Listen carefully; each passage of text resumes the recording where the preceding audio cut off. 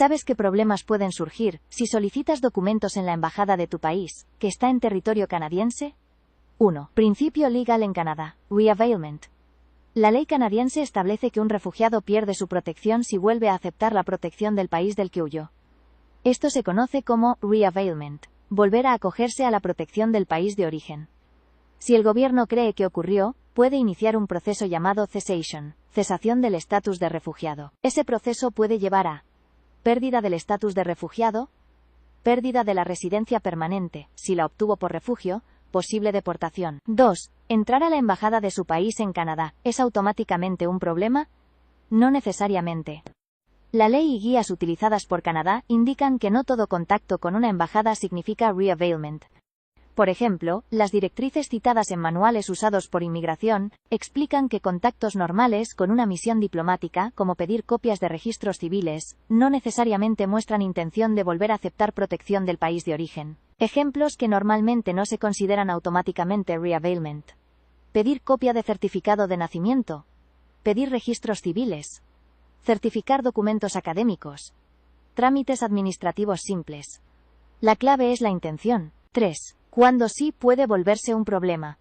Puede ser un problema si la persona usa la embajada para recibir protección oficial del país de origen.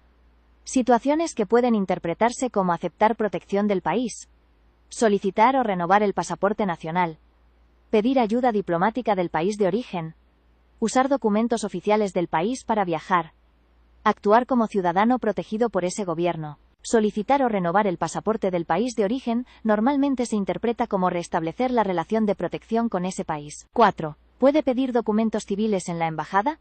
Depende del documento. Según las guías citadas por el sistema canadiense, documentos generalmente menos problemáticos: certificado de nacimiento, certificado de matrimonio, copias de registros civiles, certificación de documentos. Estos no necesariamente indican que la persona acepta protección del país, pero cada caso se analiza individualmente. 5. Documentos que sí generan mayor riesgo. El documento más problemático es el pasaporte del país de origen. Solicitarlo o renovarlo puede interpretarse como aceptar nuevamente la protección del país. Por eso Canadá creó un documento especial, Refugee Travel Document, que permite viajar sin usar el pasaporte del país de origen. 6. ¿Afecta la solicitud de residencia permanente? Puede afectarla si el gobierno cree que hubo reavailment. En ese caso, CBSA puede iniciar un caso de cesación del estatus de refugiado. El caso se revisa ante la Immigration and Refugee Board, IRB. Si se pierde el estatus de refugiado, también se puede perder la residencia permanente obtenida por ese refugio. 7. ¿Afecta la ciudadanía? Sí, puede afectarla indirectamente. Cuando una persona solicita ciudadanía, el gobierno revisa su historial migratorio. Si aparece evidencia de reavailment, el caso puede ser investigado antes de aprobar la ciudadanía. 8. ¿Puede entrar físicamente a la embajada? La ley canadiense no prohíbe físicamente entrar a una embajada dentro de Canadá. Pero el problema no es entrar. El problema es qué hace la persona allí. Si las acciones muestran que aceptó la protección del país del que huyó, eso puede ser usado en un proceso de cessation. 9. Principio clave que usa Canadá.